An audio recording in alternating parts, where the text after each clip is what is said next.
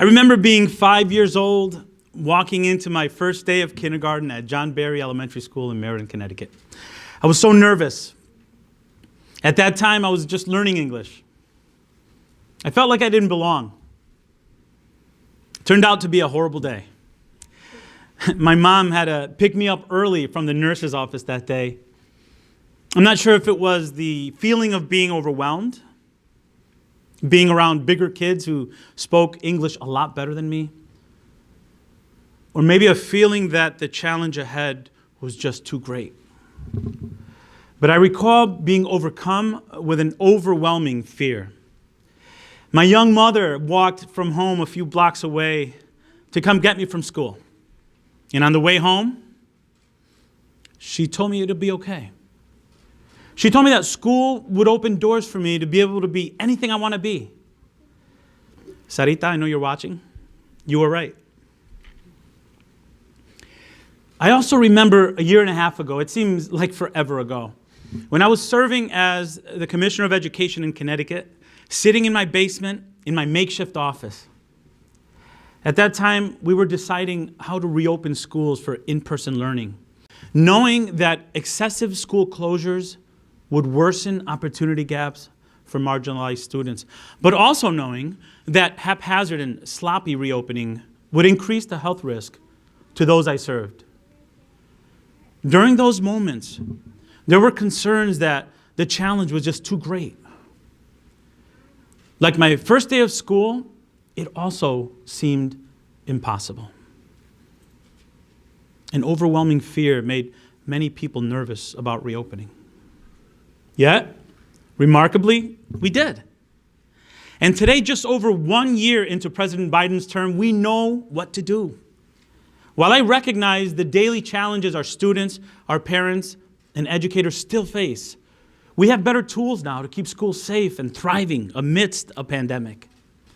And while we must stay cognizant and supportive of the challenges our heroic educators face daily to keep our schools open today, we must also simultaneously meet this moment in our country's history. A moment to reimagine education to our shared ideals, one where all children can succeed. Like my first day of school or working to reopen schools over the last 2 years, we have a daunting and important task ahead of us. One that we are prepared to tackle head on at the Department of Education. We must level up our entire system of education from pre-kindergarten through adult education in this country. And this is our moment. It's our moment not only to keep schools open, but also to address the inequities that have existed in our school systems for far too long. It's our moment to finally make education the great equalizer, the force that can help every student thrive, no matter their background, no matter their zip code, their circumstance, or the language they speak at home. But I'm here today to say that reopening schools and keeping them open, while it's critical, it's insufficient. Our hardest and most important work lies ahead. It'll be what we're judged against. And I want to be very, very clear. As educators and leaders, we're either closing educational opportunity gaps or making them worse with the decisions we're going to make in the next coming months and years. Our students' success is at stake. Not just the students we serve today, but also those who have yet to be born. Our country's strength is at stake. Our status in the world is at stake. Our task is not only to improve our education system from where it was before the pandemic, but also to take bolder action to elevate it, to lead the world. How we do this together is what I want to focus on today. And I'd like to take some time to outline my vision as your Secretary of Education for moving forward together. We must push with the same urgency as our president did in getting this country back open. There are a few actions that I believe are among the most important. First, we must make sure that our students thrive during and as we recover from the pandemic. As I noted earlier, safely reopened schools is just the baseline. It's not good enough. We must make up for lost time. Our schools must offer increased access to mental health supports for students, wraparound programs, meaningful and authentic parent and family engagement, and interventions for those students who felt the impact of the pandemic much more bluntly than others. You see, missed instruction has affected millions of students. We must ensure that these students receive the most resources and supports. Let's come together to ensure that all children in all schools feel connected and supported. I'd like to see every high school student in America participate in at least one co-curricular activity in their school, whether that's being part of an arts program or a theater program, athletics, or an after-school club. All kids must be seen. All kids must feel connected.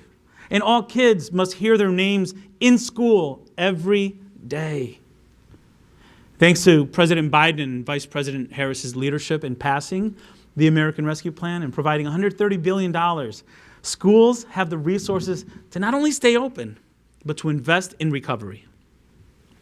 We moved with urgency, and I'm proud to say that 100% of the funds are now in the state's hands for use to support our students, our families, and our educators. Across the country, cities and rural communities alike can use these unprecedented resources to invest today in strategies we know work to help our kids catch up and succeed. Strategies like targeted, intensive tutoring, after-school programming, summer program to meet the needs of our students and the demands of our economy. Across our country, entire communities, including parents, educators, and students themselves, they should be brainstorming together about how these resources can be deployed to help the schools do this important work. And I'd like to challenge all of our district leaders to set a goal of giving every child that fell behind during the pandemic at least 30 minutes per day, 3 times a week, with a well-trained tutor who is providing that child with consistent, intensive support. We cannot expect classroom teachers to do it all. Districts have the American Rescue Plan funds available to them today to invest in these efforts. Our schools must also embed mental health supports into their day-to-day operations in new and innovative ways. Every child must have access to a mental health professional, whether through their school or through a community-based organization. And districts should use American Rescue Plan funds now to hire these critical staff and create more partnerships. For example, I visited a high school last year where every student had a learning period dedicated to social emotional well-being or mental health supports in their daily schedule. Let's see more of that. And let's work to meet the president's goal of doubling the number of school counselors, social workers, and mental health professionals in our schools. Importantly, we cannot let a lack of mental health or other supports lead to exclusionary school discipline practices for students who are suffering from trauma. We cannot let that happen. It's time to reimagine holistic supports for every student every day and reimagine schools and school systems designed to meet the needs of our learners today. Next, to improve and elevate our education system, we must unapologetically address opportunity and achievement gaps that are pervasive in our country. This means acknowledging that many of the students who have been underserved during the pandemic are the same students who have had to deal with barriers to high-quality education since well before COVID-19.